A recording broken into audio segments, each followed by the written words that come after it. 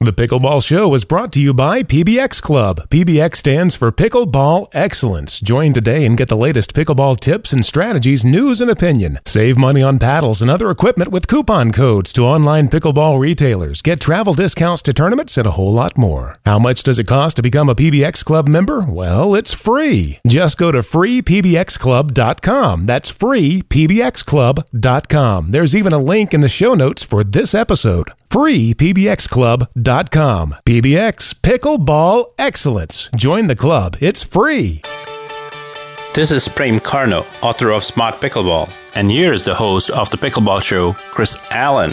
Thank you, Prem, and welcome to the show dedicated to helping you play better pickleball while having even more fun and meeting new friends who share your passion for this great sport. My name is Chris Allen, coming to you from Asheville, North Carolina. This is episode number 20 of the Pickleball Show. In previous episodes, we've talked about a lot of things, a lot of tips and tricks, strategies, tactics. We've talked third shot, drop shot, lob. We've talked cross step, side step, split step. There's one thing, though, that we haven't talked about directly that's as important, maybe even more important than all of those other things combined. And that one thing is mindset. Now, if you've attended the Nationals or the Tournament of Champions or just watched those tournaments on videos on YouTube, you probably couldn't help but notice my next guest. He's unique in many ways. He uses a unique paddle. It's a little more oblong than the paddle you're used to seeing. He is quite tall, so he has a unique playing ability. But the one thing that I think is most unique about him is his mindset. He routinely shares the court with the other top players in the world, including Alex Hamner, Tim Nelson, Enrique Ruiz, Jennifer Lucor, and his name is Matthew Blom. Matthew, thank you for making time for us today here on the Pickleball Show. I'm very curious to see what will come out of this, but it's good to be here. Fair enough. This is a mindset edition of the Pickleball Show, and in watching your YouTube videos of you playing in the Nationals and other tournaments, I'm always struck by what seems to be a mindset from you that is, it's aggressive, it's a winning mindset, but it's not a mindset that's fueled from rage or anger. You can see the peacefulness in the way you played, but like I said, it is deliberate. And I'm wondering maybe what the keys to having that kind of successful mindset are. There's probably a lot I'm not aware of about it, but what I can say is I think it begins with where I learned pickleball, which was from my tennis coach in college. His name is Dave Lester, and he was actually the first pickleball champion back in the 70s in the first pickleball tournament they ever had. Mm-hmm. And he was, like I said, my tennis coach, and he taught us pickleball because he thought it was a beneficial thing to help your tennis game as well. But really what he was, that I came to find out, was he was a spiritual teacher in drag as a tennis coach. And he used racket sports. He was a badminton coach as well, tennis coach, and then did some pickleball. And he really saw that racket sports were an access point into learning about the mind and learning about how we relate with our emotions and our state of being and what could really be done that would almost seem a little superhuman if you didn't know what you were getting into. And taught me some things that really shifted my whole perspective on sports, and especially I've done tennis, really high level competitively, badminton, table tennis, and then pickleball, and all of them for me were vehicles for that study, the study of me, of the human element of it. And I enjoy it as a sport. I enjoy the competition, but really there's a lot more that I do it for, which is how can I use this as a way to learn about how I relate with my emotional state and presence, and really being able to be in the moment with something and to see what takes me out of that, and to see how really a sport is a great way to do that, because if you are off, you instantly know it because your level of play goes down. Mm-hmm. And being also a competitive person, I had that motivation. You know, we were discussing earlier about being an entrepreneur, and I've also had that as an entrepreneur. And something I've liked there is that profits are involved and money. So like learning about myself through that avenue has also been valuable, because if I didn't have something to go for, I wouldn't have the motivation to explore and really learn about myself. But pickleball now is the current channel for that in the sports realm, and then I have many others in a whole spiritual life as well. But that's where I think it comes from, is seeing it that the level of play has something to do with physicality for sure, and there's talent, and there's learning the grip and the angles and how to move my body, and all of that is relevant. But there's something that goes beyond that, and I think what really separates champions in any field, if you like learn what Michael Jordan was doing mentally or what Roger Federer does. Mm-hmm. I've gone into that to learn different sports figures and then other figures in non-sports related things. And the mental aspect, they will say again and again, is a huge percentage of it. So taking that on is the foundation. And then I add on okay, I'm playing with a plastic wiffle ball and I've got this metal paddle in my hand, but what is really going on here? So keeping that in perspective, I think, is probably the biggest thing. And then there's maybe some more specific questions we could get into of what that translates to on court. But it's really that approach to it in the first place, which I don't know how other people go about it. It may be different, it may be not. But I know for me, that's underlying it all. That's the foundation of why I get on a court in the first place. One of my favorite books came out in the 70s, Tim Galloway, and it was The Inner Game of Tennis. And he talks about the quiet mind in that. And that was one of the things that struck me when I first started seeing you pop up in the videos in the championship matches. It just seemed like you play with a quiet mind. Yeah. I've even been poked fun of a little bit of like being called a Zen master or something out there. It's like, if Tim Nelson is the puppet master of pickleball, then you can be the Zen master of pickleball. But it really is true that like in the book, he says that the player of the inner game comes to value the art of relaxed concentration above all other skills.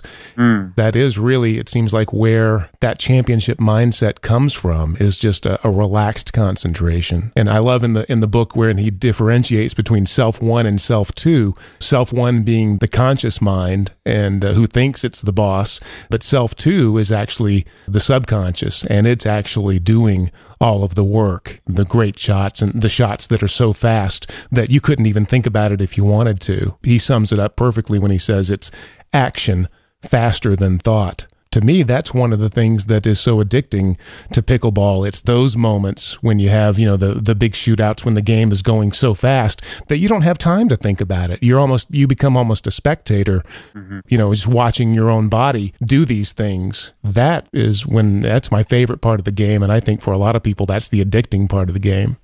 I think about martial arts when you say that, about the way a kung fu master might train. You do the punch 1,000 times and learn the technique and have it available to you, so that in the moment when it's necessary, it is that other, you're calling self two, can react. You don't have to process it through your mind because you've done that enough times that it's in there. And I think about that as, like you're saying, the reflex volleys or something up at net.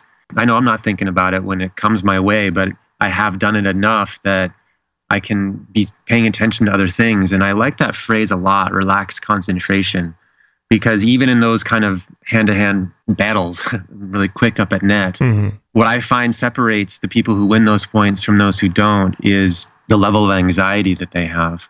Because if that starts to become like, you get tense and you get anxious and a little bit afraid, then you can no longer see the subtlety of what's happening.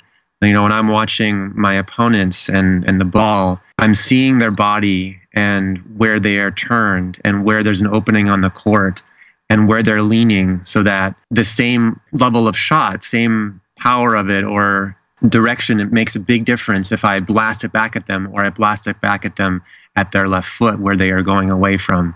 And that is unavailable to someone if they are running some anxiety on the court or not in that state of relaxed concentration. Or like you were mentioning earlier, if they're still rehearsing the last bad shot they made and worried it's going to happen again. All of those things take you out of that relaxed concentration or being there in the moment with it, which is where it's also the most fun. In that book as well, and many other people talk about the zone.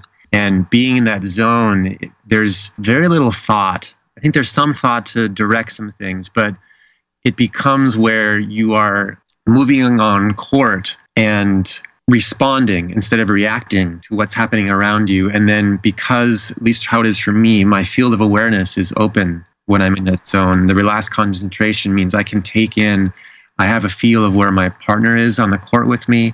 I can see where my opponents are and learn about them and see what's happening. So it's not just I'm reacting to a ball in front of me, but there's actually a whole court and a whole dynamic that's taking place, and can watch and observe that so that when the ball does come to me, I know where I'd like to put it, because there's a perception. I can see it. I can feel it as I'm describing it. Mm-hmm. Well, I think the key is in the distinction you just made, the difference between responding and reacting. Mm-hmm. To me, a lot of people might think they're the same thing, but there's a world of difference between those two things. Responding, you're still creating your future. You're still, you're on the offensive. If you're just reacting, you're in a totally defensive posture, and you're taking what's getting thrown at you, and just, you're not creating anything out of it. You're just reacting to it. I mean, think about if you're in the hospital and they give you some medicine, think about the distinction that way. If the patient is responding to the treatment, they're healing, they're creating, they're getting better. If they have a reaction to the treatment, it's a negative thing. They're having a reaction. We better back off. That's a great way to put it. I like that. I think you hit on the key right there. And whether you realized it or not, you made that distinction. And that really is, I think, one of the differences to a winning championship mindset, is that when you're up at the net, you're responding to what the opponents are giving you instead of just reacting to it. So kudos to you. I'm glad that came out in this. I'm trying to think of how to make this useful for someone listening to it. If you can be on court and get a feel for those distinctions so that you can know, that is when I'm reacting. And like that medical response, I'm having an allergic reaction to this shot, versus responding like you're out there on the court because you want other players to hit the ball to you. That's the point. And so if that does come, how would I respond here? And if I can, there's a choicefulness that comes instead of a mechanical reaction that you are not really in control of. It probably translates itself into shot selection and realizing that you are loaded with options. That you're, because I think when you're reacting, you're just wanting to get it back over the net. It's like I'm just going to feed it back to him, just whatever it takes. But if you're responding to it, it's like I can go here, I can go there. I think that's part of the freeing nature of that word. Is I've got plenty of responses I can do. I can go down at their feet. I can go across. I can go up. I can lob over, and just that freedom of knowing that, all right, it'll be okay. I've got, 4 or 5 different things here I can do. That freedom makes you a better player. And this goes to then a competitive side of it for me, is that when I or someone has those 4 or 5 options, what it means is that your opponents can never settle in, because if you're reacting and if you're mechanical in what you do, then, and this is what I do when I'm watching my opponents, is I'm learning what are their reactions to things. And if I can pick that up, it's a little like a poker player learning other players' tells. If they scratch their face, they're probably bluffing, that kind of thing. And so if they get a forehand down low, they're hitting this shot again and again, they become predictable. And then basically I'll hit them that shot and move to where they're going to hit it and then put it away. And if I or someone can be in a place where you have 4 or 5 options, then your opponents are always a little unsettled. And when someone's unsettled, they are a little more anxious. They will back up on their heels. And this then opens up more of the court for more angles and more shots that you can be put away. Or, like you said, a lob at a moment when no one would expect it. It feels creative to me. And that's actually another thing I enjoy about the sport, is the creativity of pickleball is one where it's not always the person who hits the hardest. Like some other sports have become more and more that way. The soft game, the touch, the angles, the spins, all of it is relevant. And if you have the basics underneath you, good footwork, a good grip, learning some of those angles and spins, then you become a little like a wild animal, I want to say. You don't know what's going to come from that person. And that is unsettling. And that's the state I want my opponents in, really. is that they're unsettled and don't know what's coming next, so that I am responding and they're reacting. And then you can take your time and choose from a cadre of different shots and go ahead and keep creating and keep writing the script. And then they're players in the play, and then you're writing the script. Yeah, when it goes well. And yeah. why I like to go to tournaments is that actually what is most exciting is when I'm on court with other scriptwriters. You know, if I'm in my local league, I can write the script pretty much all the time, and it becomes a little dry. But to go to where, okay, if I get, all the names that you mentioned in the beginning, Tim Nelson, Enrique, Wes, I could list a whole bunch of people, then I'm with a peer, and that's actually really exciting. Then I have to be on my edge and see who's going to write the script at this point, because it could change from point to point, and it does. Yeah. And that's what's exciting when you're at that top level, or wherever you're at, whatever level is your level where you're with peers. And sometimes it must be hard to if you are at that top level, you're in that rare air that only a few people can occupy, and you are in that level. You're among the top. It must be frustrating to not be able to play with those people every week or a couple of times a week, to have it just when the big tournaments roll around. How do you keep your edge when you are playing, with people who are not at the level that you're at? I'll speak to the first part and then answer your question. I remember last year at the Tournament of Champions, I got there and the day before and was playing with Brian Staub and Phil Bagley and Cal Yates and different people that I don't get to play with. And it wasn't the tournament yet. We were just warming up and having fun. And after one point, I think, or in the middle of it, I just exclaimed, I want to do this every week. This is so great. This is what I wish I had. But to your question, how do I do it? And I hope this is helpful for anyone who finds himself at the top of where they play, is I give myself challenges when I go out. So let's say, I'll give a specific example, something I've been doing of late.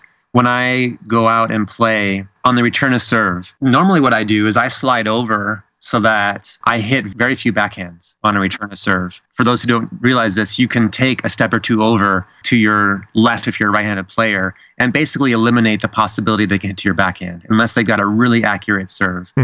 So I do that, and I rarely hit backhands. I just move around and I hit the forehand that I love to hit, and I either come over with topspin or I hit my patented slice underhand return. But lately I've been going out and I'd like to work on my backhand, especially for singles. I want to be able to have a more accurate backhand to pass people and stuff.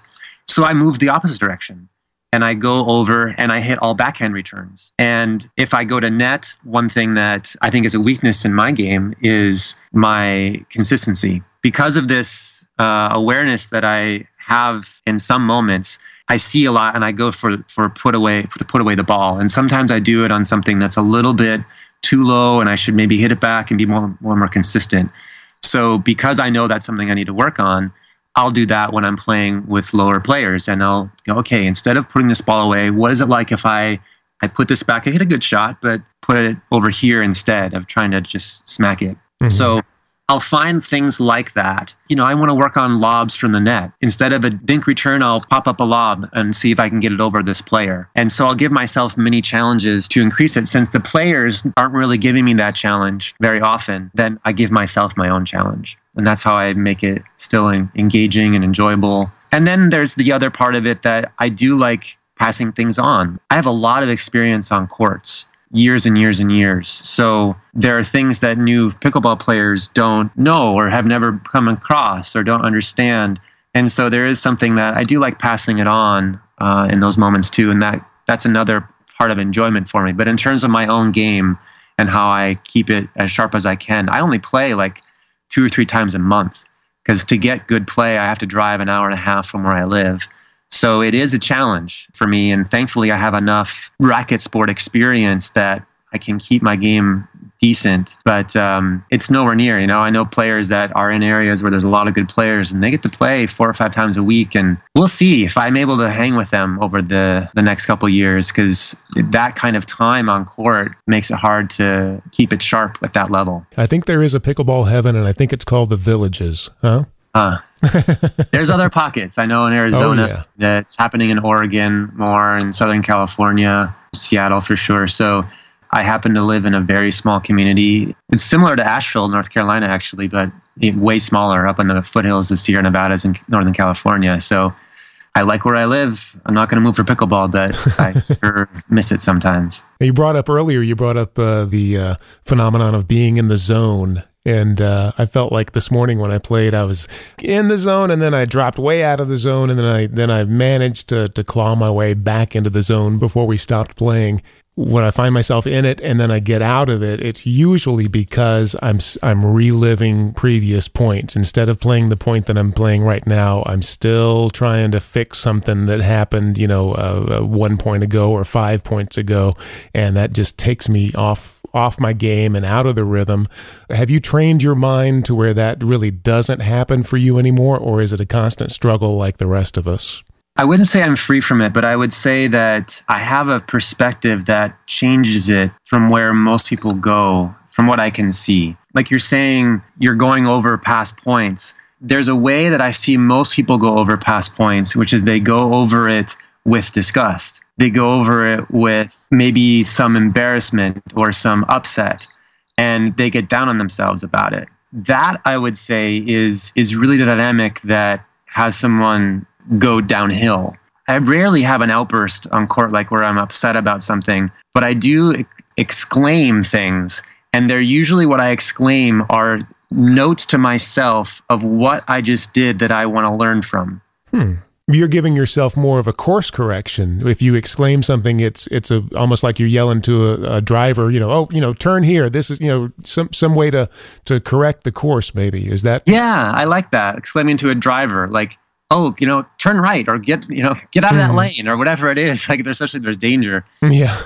So, and where I see people go downhill is if they say something like, damn it, or like, something that is really, there may be learning inside of it, but the way that they're going about learning is by berating themselves. Mm-hmm. Yeah. And that berating yourself, it's like, you can think about it what you would like in a partner. And I've seen this dynamic on court, and I know some players out there who sometimes they have a tough time finding partners because people don't like playing with them. Mm-hmm. Because what they will do, instead of finding ways to encourage or keep their partner as much in that relaxed concentration as they can help them to do, they will berate them and say, like, what are you doing? Or why'd you make that shot? Or whatever it is. And it's because they talk to themselves that way too. Oh yeah, there are a lot of people that you would never think to talk to a partner that way, nor would you expect the partner to continue playing with you, but you'll talk to yourself that way day in and day out. Why would you treat yourself worse than you would treat a stranger that just walked up and said, hey, can I play?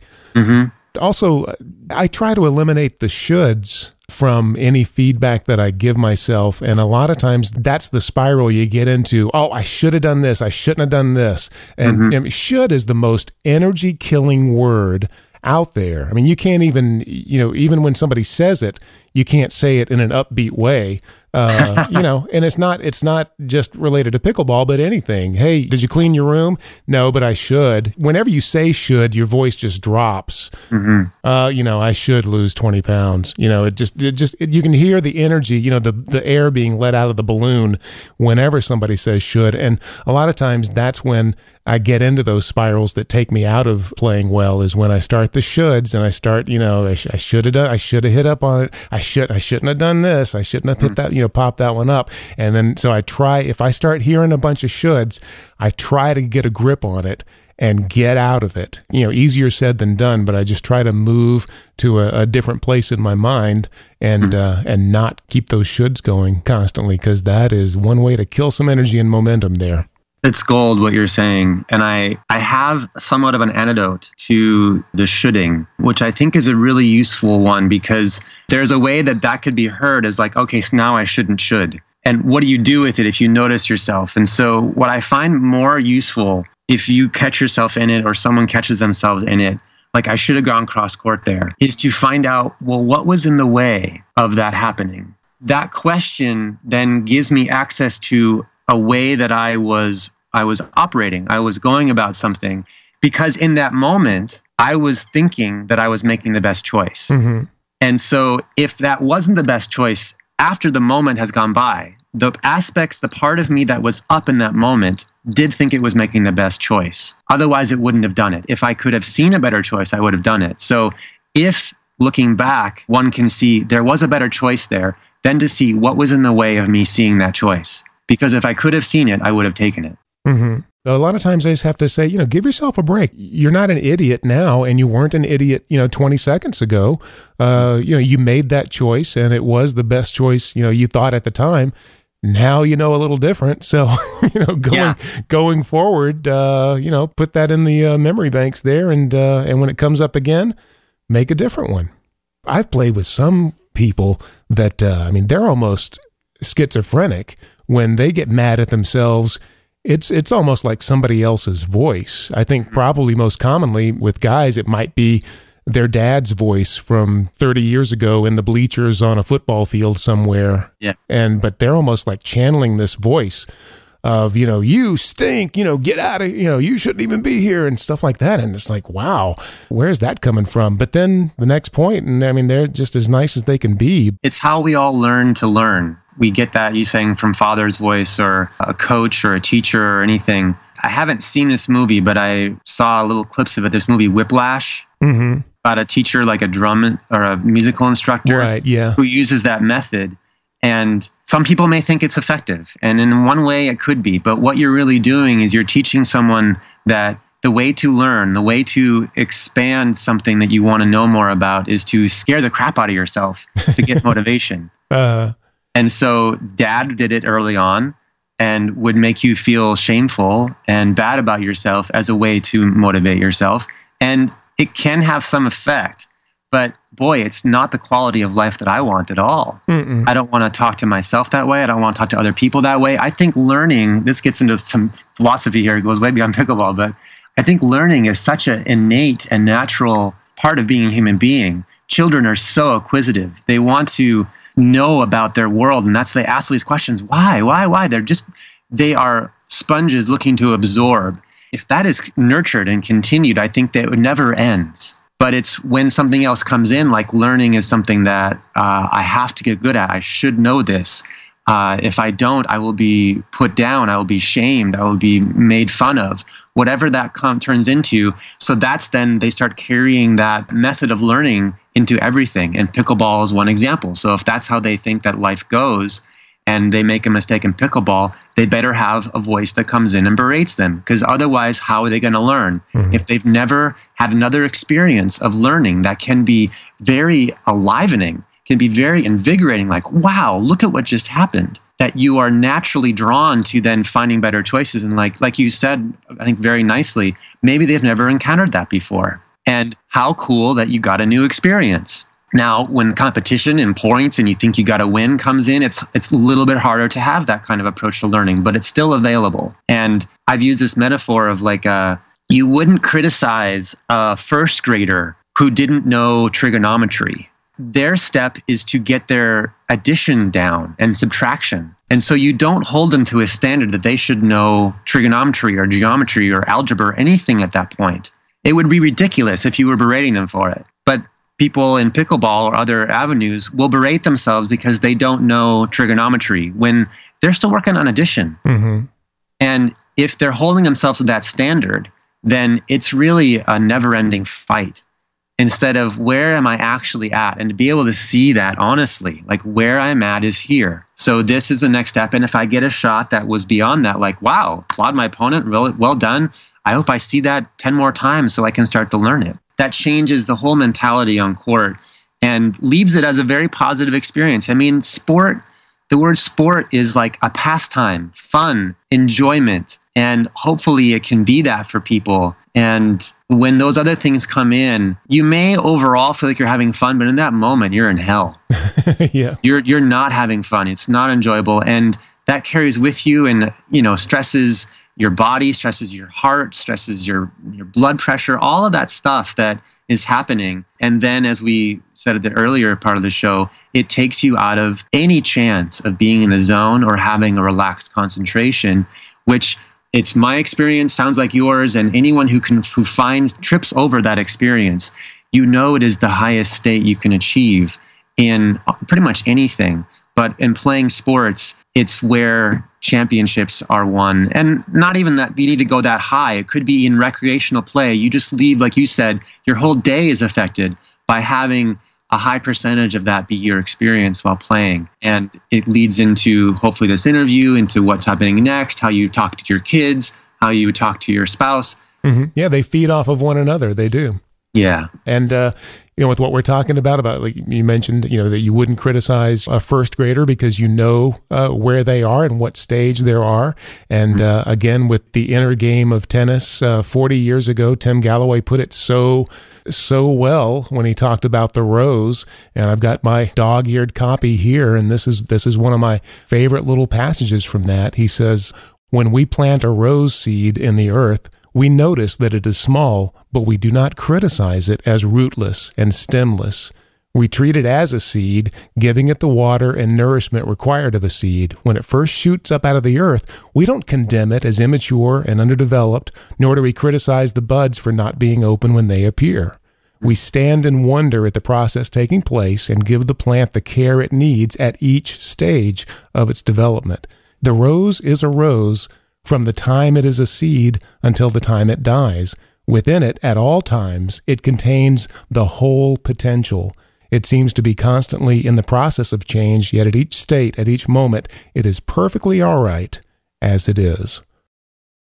If you can talk to yourself that way, which is a lot easier said than done, especially, in stressful times, but if you can muster the discipline to talk to yourself that way and treat yourself that way, I really do think that helps unlock some keys to having the quiet mind and being able to play at the top of your ability.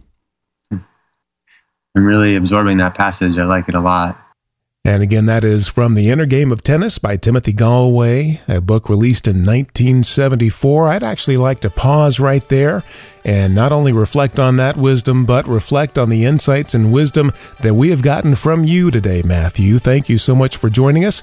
And Matthew Blom will be back with us next week to continue the conversation on the 5.0 mindset and beyond. Until then, have you gotten your copy of the top 10 tips from pickleball's 3 greatest coaches?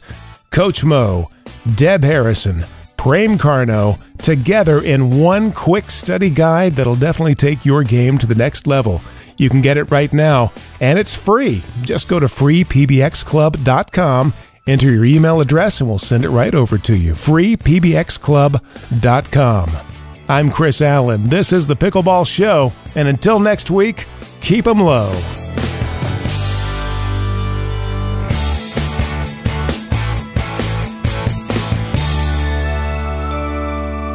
The Pickleball Show is brought to you by PBX Club. PBX stands for Pickleball Excellence. Join today and get the latest pickleball tips and strategies, news and opinion. Save money on paddles and other equipment with coupon codes to online pickleball retailers. Get travel discounts to tournaments and a whole lot more. How much does it cost to become a PBX Club member? Well, it's free. Just go to freepbxclub.com. That's freepbxclub.com. There's even a link in the show notes for this episode. freepbxclub.com.